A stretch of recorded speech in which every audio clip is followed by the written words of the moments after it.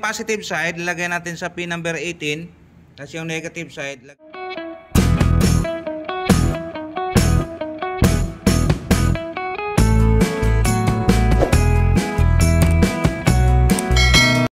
okay, so may gagawin tayo dito para maintindihan natin to.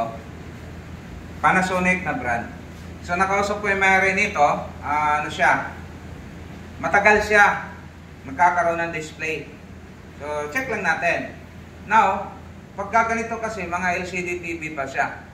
So pag nagawa natin to, nag-usap kami na i-convert namin ng LED ang backlight. So galing ng CCFL, gagawing LED. Pero titingnan natin muna yung issue para malaman natin kung gagawin pa ba o hindi na. Saksak ko na, no? Then, may standby? Meron. Power. Ayaw. Yun. May relay pa siya, no? Blink. Yun. Nag-backlight. Uy! May display siya. Parang gustong tumawid pero hindi makatuloy. Pagka mga ganito, backlight issue to. May problema sa inverter or may problema sa CCFL. Pero usual, mga inverter issue to. Yan, wala na. Ayun, nag-error. So, nagbi-blinking na lang siya, na? One blink. So, usually, pag mga ganitong issue, nagbi-blink, hindi nagpa-function yung inverter. Hindi gumagana, nagpo-protect siya. Ngayon, ang unang gagawin natin, kasi hindi naman natin, kahit magpalit tayo ng backlight nito ng LED, hindi pa rin natin mapapagana yan. Para mapagana natin, mapaandar kahit kalahati lang yung screen na liwanag, iba-bypass natin yung protect ng inverter driver or doon sa PWM niya. So, buksan natin, paklasin natin. Buksan muna. Okay. So, ito yung inverter side. So, nandyan yung power supply. Ito yung inverter niya. Yan, side na yan.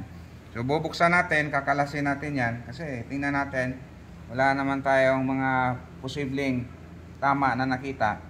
So, direkta tayo. Iba-bypass natin yung protect para mapaandar natin.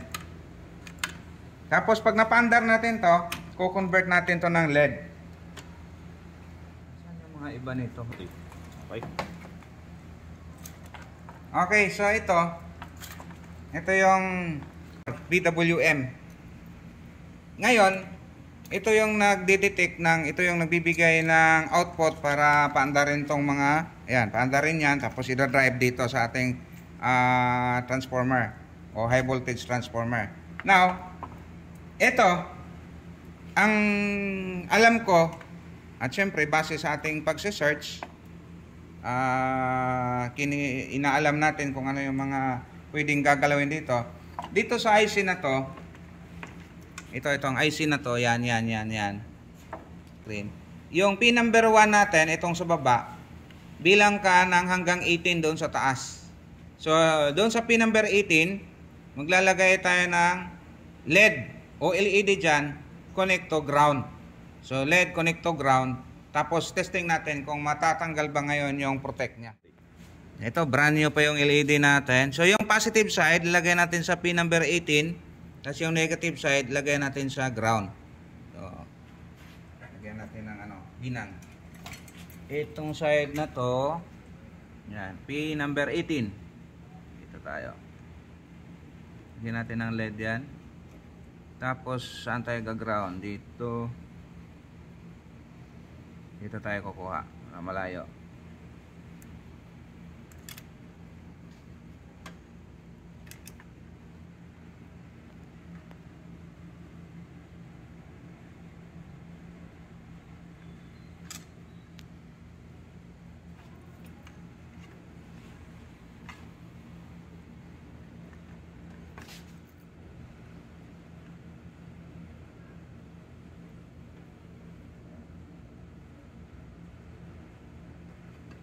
Dito na lang tayo, mas malapit.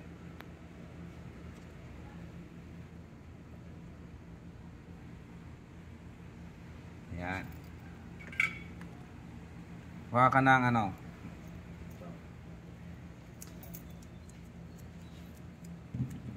'Yan. Iwas short.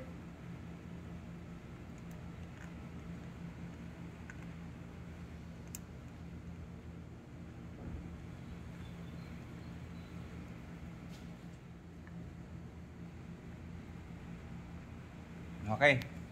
Sa positive side, negative side. Tingnan natin kung matanggal ba, mabypass ba natin yung protect.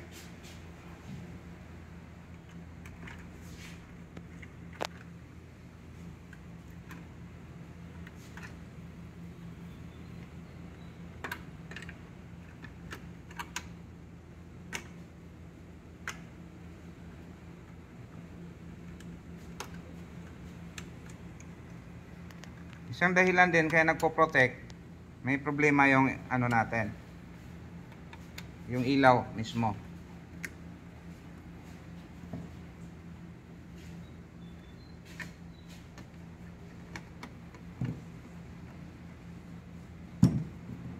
Okay. Testing. Kakabit na ba lahat? Dito sir. Yan.